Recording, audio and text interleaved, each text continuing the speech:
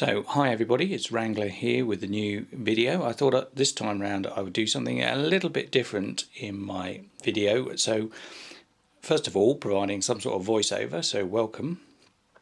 Secondly, not to look at software this time, but a little bit of hardware, and we'll get to what this is in the box in a minute. It's not a multi-function child carrier, I'll say that right now. So what are we talking about here today? Well, this is one of those situations where that Commodore went through of prototyping various Amigas that never actually came into production, and one of those was a successor to the original A3000. So back in the 1991 or thereabouts, the A3000 was already out and selling, but the question was, well, what next? And the development team worked on a couple of successors to the A3000. One of them became known as the AA3000, and another attempt at the similar kind of project, but a little bit more cut down, was the A3000 Plus. Now, there's not a lot of information around that I can find anyway about either one of those prototypes, so it's not easy necessarily to tell the two apart, but a few of those boards have still survived to the day, and actually some of the people over on a1k.org have populated the blank boards and got them working. So those are original boards for the A3000 Plus or the AA3000. However, someone else, Hese on Amiga, also on EAB, has created a replica of the AA3000 or the A3000 Plus, which he's named the AA3000 Plus, and this is a sort of modern reincarnation of the original board. So that hopefully is what is inside this box, all the way from Finland. I got one of those from Hese, and what's more, he has populated it all for me, so not having much skill as a solderer, that is all done. So what I'm going to do is open up the box and have a look at that motherboard. We'll look at some of the differences between what that reincarnation looks like compared to an original A3000, and later on in this video I hope to get it all up and running so you can see what the AA3000 might actually have looked like had it ever come to fruition. It didn't. Commodore, through its typical cycle, seemingly axed projects just as they were coming to be able to be commercialized, scaled down the project successively, but eventually that prototype idea did see the light of day, but in the form of what we now call the A4000, and apparently in quite a cut down version. But anyway, enough of that, enough of the history. Let's have a look inside the box.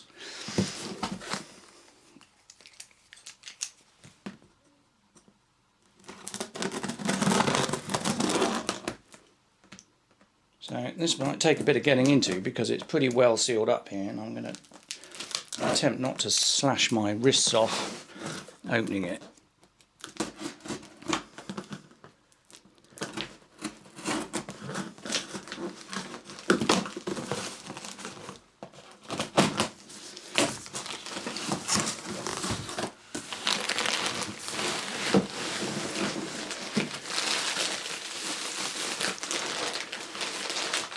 Okay, so in here I think we've got the Daughterboard. We'll come back to that later, because the first thing I'd like to do is look at the motherboard.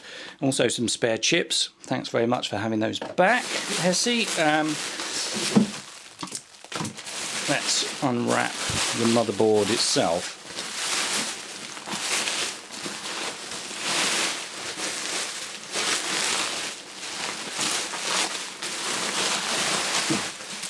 That is a lot of packing and a lot of bubble wrap.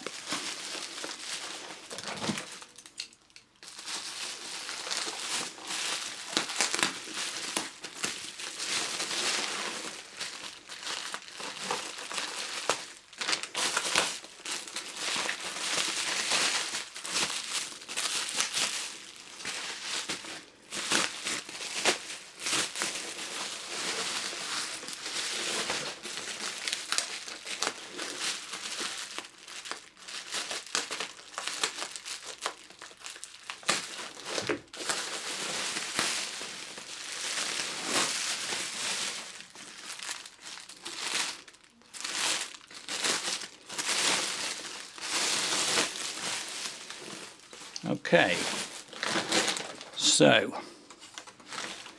let's make sure all of that is visible, and what we'll do is have a little look around the board and see what we can see here. So the first thing to perhaps look at here is the shape and the size of the motherboard. So this is essentially the same as an A3000 in shape. We've got all the ports at the back. We've got the connectors for the Daughterboard down the middle here, power connector, and the CPU slot at the bottom. That's all familiar kind of layout. We've got a SCSI port, we've got a floppy port, mouse, and the keyboard connector there. But then let's have a look at the chips. Again, on the face of it, quite some similarities. We've got the kickstart here, a SCSI chip, some of the custom chips on both sides here, the large squares, and we've got our 68030 CPU there, and the 68882 FPU here. So all so far quite similar to the original A3000. I suppose one obvious difference is the coin cell rather than a lithium battery, so no battery leaks with this board, but that's kind of where the similarity ends. What is different on this board? Well, first of all, modern SIM sockets rather than zip RAM, and I'm very pleased to have that. A lot easier to fit and keep stable. But that's only one of the things that's different. What else is different on here? And you know, part of the key to that and what makes this different to an A3000 board are some of the custom chips. So over here we've got a Lisa chip and an Alice chip from what we now call AA, and that's what made these boards different, was the step forward from the A3000 with ECS into what we now call AGA, so fitted onto effectively an A3000 board. But the similarities, or rather the differences with the A3000 actually go a bit further in this area. On a typical A3000 board you have the Amber chip to provide a scan doubler. Actually the A3000 Plus boards didn't have that, and actually there was no 15-pin VGA connector on the A3000 Plus boards. On this replica there is, and so there is actually an integrated scan doubler in this area. What else is different? Well, you might have noticed over here there's an additional chip, and this is a digital signals processor DSP chip, the DSP3210, which was part of the original A3000 Plus design, and the idea with that was to include it in the overall design so that it could take on some of the integer and fixed point operations from the main processor down here, and act in parallel with that. So in principle, this chip being fitted along with the associated PALs here ought to mean that the DSP can be made to work on these replica boards. The big question mark though as to whether that's possible. Is that possible electrically? Is it possible in the firmware, the PALs, or does that need changing? And then even if all that works, how do you write the operating system and fit it in with the operating system to actually get the DSP chip to work at all? Those are big unknowns. Maybe time will tell whether that comes to pass. But anyway, there she is. That's the AA3000 Plus board, looking absolutely splendid there. So my plan with this is to, at least for the time being, rip out my A3000 motherboard from my A3000, put this in instead, get that all working and see what it looks like in 2020 as we are now, and what the A3000 Plus might actually have become.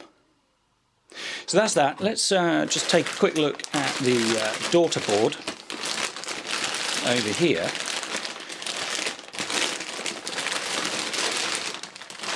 Because this too will be a departure from the original A3000 Plus spec.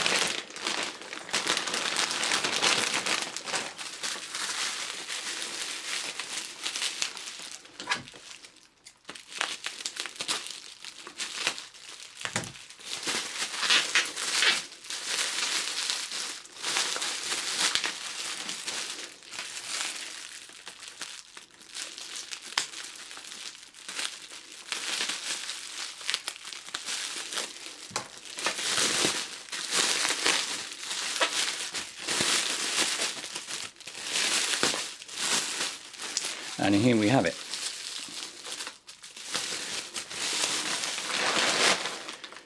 Okay, so there's the Daughterboard, so immediately clear that that is not a regular Amiga Daughterboard. We've still got the Zorro slots on the right hand side here, but what we've also got is PCI slots, where normally the ISA slots would go. So PCI on this board, a couple of CPLDs controlling that, and what Hese has done is actually to integrate the Prometheus design into the Daughterboard. So again, in theory, you could plug in a Voodoo 3 graphics card into the PCI slot here, get that working sort of somewhat natively on the AA3000 Plus computer there. So very nice there. We'll be looking forward to trying to get that to work and having some RTG graphics alongside AGA sort of built into the system. Okay, so that's what the boards look like. That was what was in the box. I think the next step is to break down the A3000 and switch the motherboards and Daughterboards over and get that all working, and then see what software we can get to run straight on what appears to be an A3000. Hopefully some AGA software in all of that. Okay, well, it's taken what seems like ages to remove the many different kinds of screw, hex bolt, standoff, but finally the original A3000 motherboard is out of the case, and I thought it would be useful at this point to line up the original motherboard against the replica AA3000 Plus. So that's what we've got on the table here. So the original on the right, revision 6.3 A3000 motherboard. I think that's a pretty normal kind of revision with the Daughterboard behind, and the AA3000 Plus side by side. So just draw out a few other differences between the two, apart from the obvious one, which is the colour. Original motherboard in green, and this AA3000 Plus in a rather fetching black colour, so you've got black chips on a black background. I think that looks pretty cool for what I also think is the most attractive Amiga design ever made, the A3000, so that's a really good combination if you ask me. So colour, one obvious difference. The other one is just how crowded the A3000 motherboard looks, particularly on the left hand side, compared to the replica, where everything has moved to an SMD design, so much more compact, fewer chips for that matter, and a neater design. It just overall looks better to me. What else have we got? Well, the original A3000 motherboard has got the ROM tower there. I believe that was introduced because there was an error in the PCB manufacturer, so to fix that, rather than rejecting all their motherboards, they introduced the ROM tower. We don't need that anymore with the replica. The other thing, just talking about SMD chips, is just how some of the custom chips have changed. So original motherboard, we've got the CIAs here. They have now moved to SMD versions as per the A4000. Likewise, Paula has now become SMD, and of course Denise has shifted type into the AGA version to become Lisa, and of course Agnes becoming Alice as well, though that's less obvious just looking at it.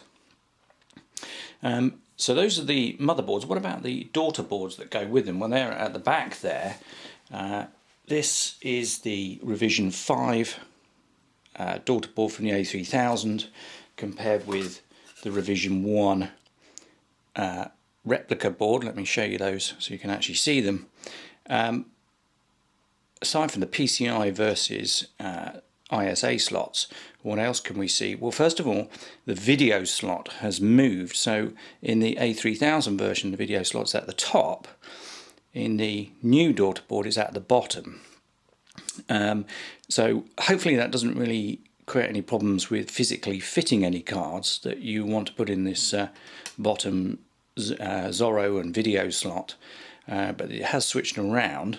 I guess that's to leave more space for the PCI slots on the left hand side here. The other thing is, if you just compare the connectors there, the original A3000 video slot course based on an ECS design. The video slot that we've got on the new motherboard is the AGA one, so longer at the back here. So any card that really needs an ECS video slot isn't immediately going to work in this motherboard. Something like a Picasso 4 though that can work in either one is going to be fine. The other thing I think is just looking at the daughterboard connectors themselves, and if I line them up carefully there, you can see in this region there's a difference in the connector styles, different widths, so that the new daughterboard is not going to work in an original A3000 motherboard, and equally the A3000 daughterboard is not going to work in the new motherboard. So you do need to swap out both at the same time. So I thought it was just interesting just to point out some of the other differences between the two boards we've got here. The next step for me is to now put the new motherboard into the A3000 case, get that up and running, see if it works, see what we can get it doing. But I've got to say that is not going to be a permanent solution for me. This A3000 motherboard works absolutely fine. I want to put that back in the machine, get that back to the way it was originally, and keep that as an original A3000, which means I ultimately need to find a home and a case for the new board. Not quite sure how to fix that, to be honest, just yet. Maybe there'll be a Checkmate new case come out that will fit A3000 motherboards, but equally, in the remote likelihood that any of you have a spare A3000 case, do let me know in the comments box down below. I'd be really interested in that if you have one spare. But for now, the next step is to get this motherboard in the A3000 case. Okay, so the new motherboard is now in the case. All I've done here is to put it in, and it fits beautifully, I have to say.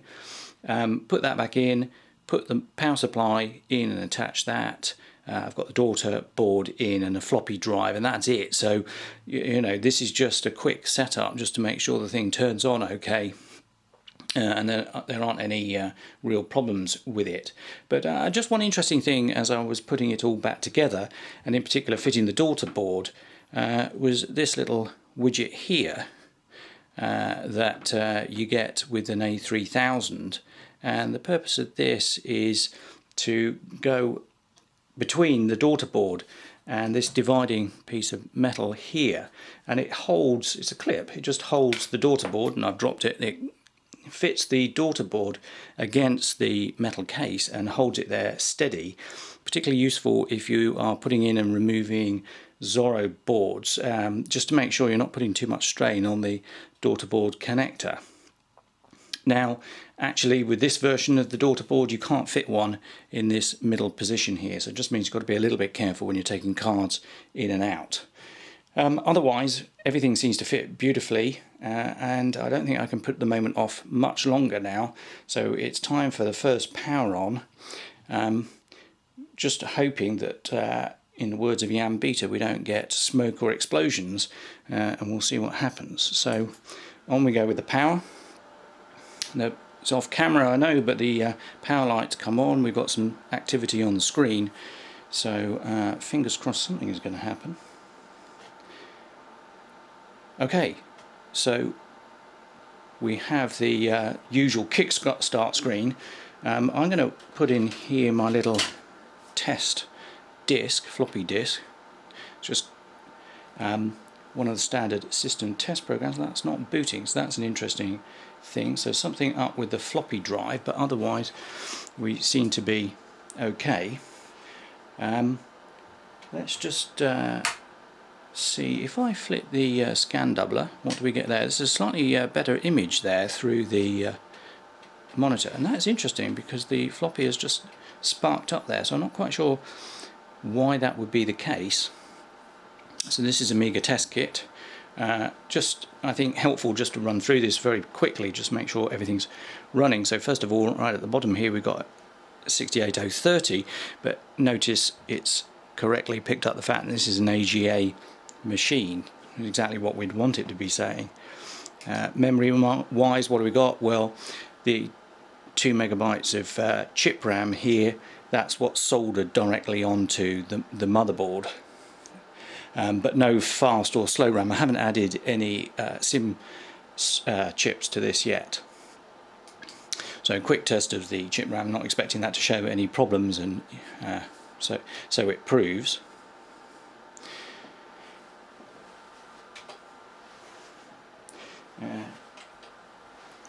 So let's go back, just have a quick look at CIAs, make sure they're behaving themselves, and yes they are, so all good there. So I think that shows that the thing is fundamentally working. I just need to work out exactly what's going on with that floppy drive, and otherwise assemble this board a little bit more so we can actually start doing some useful things on it. For example, attaching a hard drive so we can actually boot into Workbench and get some applications going, maybe some games going. So let me take a closer look at that floppy drive, reassemble it a little bit more, and then we'll have a further look. Alright, so made a bit more progress with putting the machine back together. So first thing about the floppy drive then, so what I worked out eventually, and no doubt some of you were screaming this at the screen when it wasn't really working very properly, was that I hadn't routed the floppy cable properly, so it was slightly stretched and pulling out of the socket, which is why this wasn't particularly reliable when I first tried it, so that's sorted out. Next thing that I've done is to insert a couple of SIMs in the sockets underneath here, so we now have some fast RAM in here. And the third thing is to insert an accelerator. So first of all, we were on the 68030 on the motherboard, so it's great that that's working. But now what I've got in here is an A3660. So this is the reverse engineering of the Commodore 3640. So that new runs of that board can be produced, but then also extended so that it supports the 68060. So that was designed by John Chucky Hertel, built by TB Toro, and is installed on the motherboard in here in the CPU slot, just like a typical A3000 motherboard. The other thing that's not easy to see, but just out of sight over here, is in the Daughterboard I've got a Buddha flash. This is the latest version, the anniversary edition, in here on a compact flash. So this machine's going to boot off IDE, not the SCSI drive. Really the reason for that, first of all, is I couldn't find a working SCSI drive. Also the compact flash, just so much easier to transfer files back and forth to the Amiga. So let's just get this going, see what we can do, and just check it's all working as it is.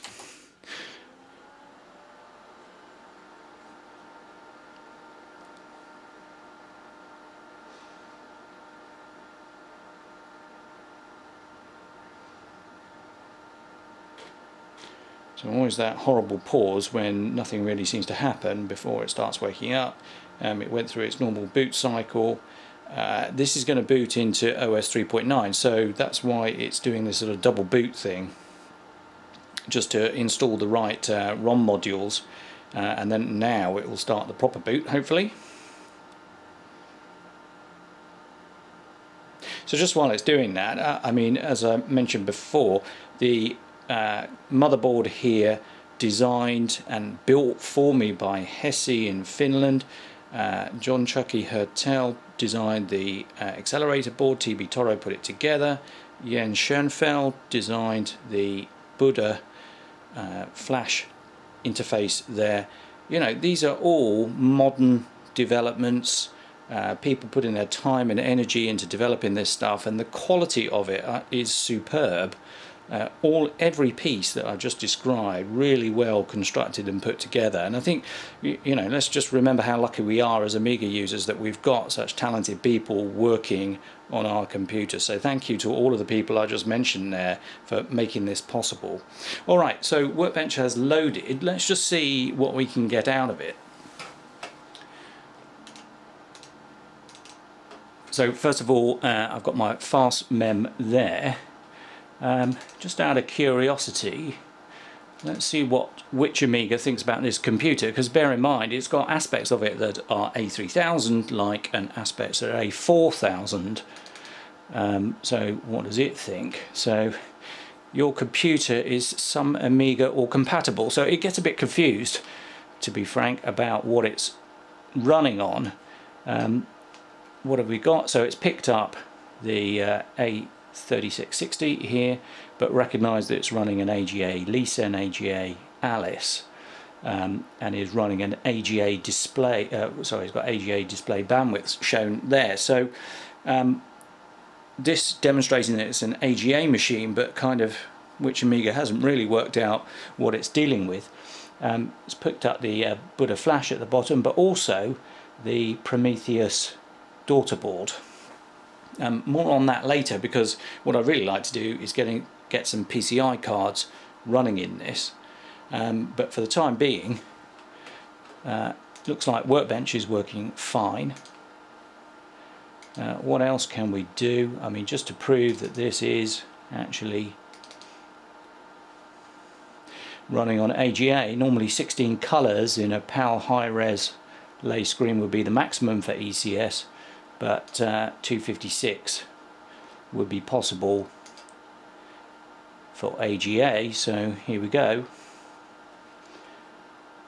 There we go. That's looking a lot more colourful display already. So you could just see how this machine, this concept from Commodore, was beginning to introduce some of the things that we're familiar with the A4000.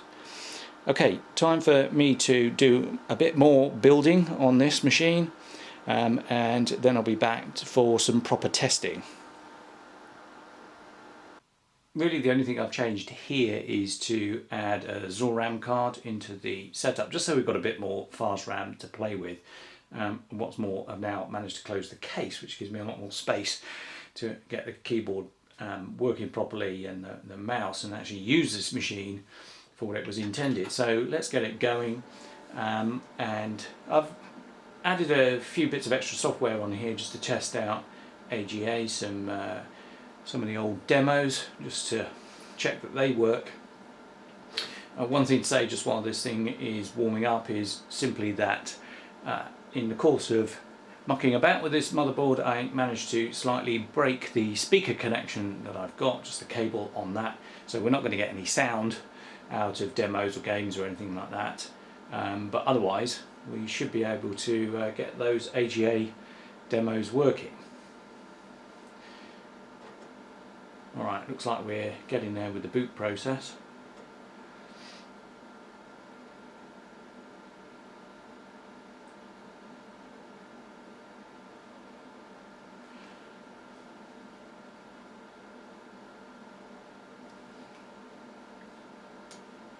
Okay, so here we are, back on our regular screen. We're back down to the 16 colours that I had before, just because that was how I left it previously, but you can see that the extra memory from the ZORAM is being detected here, so we're over 128 megs now, once you all add it all together. So let's just get on with demos straight away, and what better place to start than with Starstruck. So the classic TBL demo. Just bear in mind, this is not running on the best 060 accelerator. It's an 060 demo, not running on the best 060 accelerator, because the A3660 doesn't have any memory actually on the CPU card. It's running through to Zorro memory, and that's going to be slow. The demo is going to suffer because of it, but that's not really the point here. It's not to run it smoothly, it's just to see that this demo runs at all on this setup. Again, because it's running through a Buddha Anniversary Edition, the disk access speed is not going to be that fantastic either. And again, it's not really the point to try and make this the fastest Amiga in the world, it's just to check that the thing actually works at all. Okay, so that's looking promising. As I say, no sound because I haven't got the speakers hooked up, but it is actually doing something. Yep, and we're into the demo proper there. A little bit jerky, as I say, because of the memory access speed, but the fact is the thing is working at all. So here is an A3000 actually performing what an A4000 was designed to do. And I suppose the takeaway from all of this is, back in the day, the rumour goes that actually if I had been a Commodore employee doing this, putting an AA3000 motherboard into an A3000 case, kind of pretending that it was an A3000, and I got caught, I could well have, be reprimanded or lost my job because of it. That Commodore management seemed to clamp down on those prototyping projects and really not be very happy with anybody actually working on them once they cancelled those projects. Alright, so that was that one. I mean, just another one we've got here. Let's have a go at a riff. Well, it doesn't really like that. Okay, forget that. Yes, okay, hard coding, not good. Let's hard coding path names, not good, and that's actually crashed it. It might be because of running Starstruck beforehand, not sure, or me not having got it set up properly. I just copied these demos over from another machine, so it's possible that that process caused some problems. The last demo I was going to try was one that was designed for an A4000, but I actually never got to work properly on a true A4000, and that's Prince Dakar. That always seems to crash almost instantly for me, and it equally does so in WinUAE, so I'm not quite sure why that should be the case on a native A4000. But let's just see if we get anything better out of this machine. To be honest, my hopes aren't high, but you never know.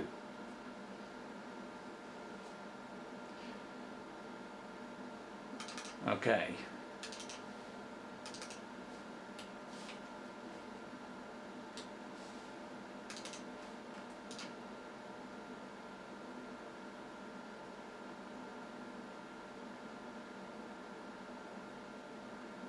So it's grabbed some memory, but it doesn't look like it's going to actually do anything, so I think that's a bust on this one as well. But oh no, maybe I spoke too soon. Let's give it a bit of time.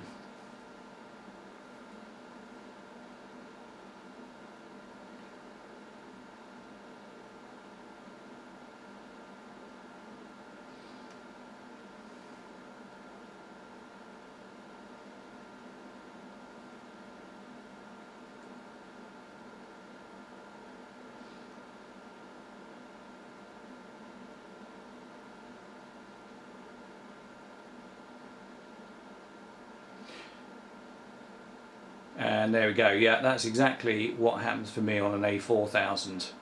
So it starts, but never really gets any further. So actually, that's no worse a job than an A4000 would do. So I think that shows that this machine is actually running as intended, is delivering AGA in an A3000 format. So I think the next thing for me is to try and get some PCI cards going, and the place to start with that will be a Voodoo 3 graphics card, and through using that get into some RTG graphics. So that's my next task. That's going to be a bit of software installation and quite a lot of fiddling around. It's never quite the easiest thing to do to get a Voodoo 3 or any other PC graphics card working in Amiga, but let's give that a go and see if we can make any progress with that. Okay, so I'm back again now with the final update for this video. I've installed the Voodoo card and Picasso 96 and all the relevant files that go with that. So let's just show that the Voodoo card is actually recognised by the system, so we can do a quick scan of the PCI bus, and then we have it. The Voodoo 3000 is identified in the machine. So what we can do then is change our screen mode, complete with screen graphics glitches, that doesn't look too fantastic, into well, for the sake of argument, let's just say a regular 16-bit PC graphics mode. So ordinarily you'd want to test this first, but I'm just going to go for it. The Amiga's going to complain and say I really shouldn't do this, but anyway, let's go for it. And there it is. It's going to try and open that Voodoo screen. Now I've got to swap the cables over here.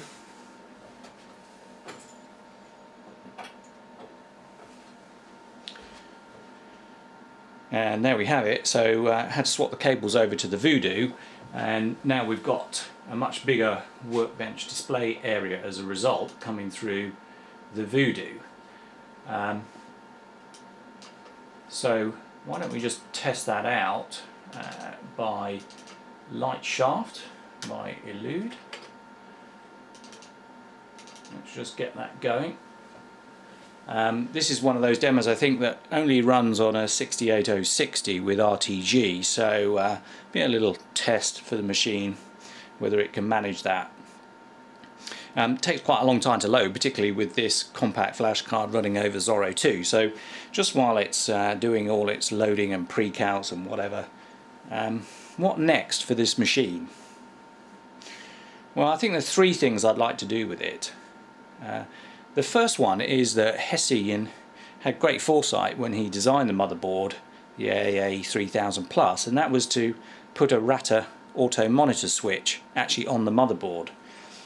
So I need to get the cabling right. I've got to run an output from the Voodoo 3 back into the case, back onto the motherboard, but once I've done that, at least in principle, I want to be able to get it to switch between native Amiga graphics modes and RTG, and you know, that kind of thing's helpful if you're going to run games along with a high-res workbench or something like that and flip between them.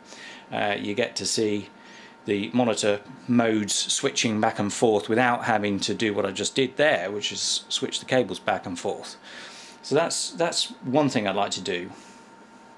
The second thing, and you might have seen that from my other videos and maybe some of the software that I put on Aminet, is I am an enthusiast of the PowerPC processor in the Amiga, and the way to add a PowerPC, unless you're going to go down the Cyberstorm route or something like that, which is really expensive, is via a PCI PPC card.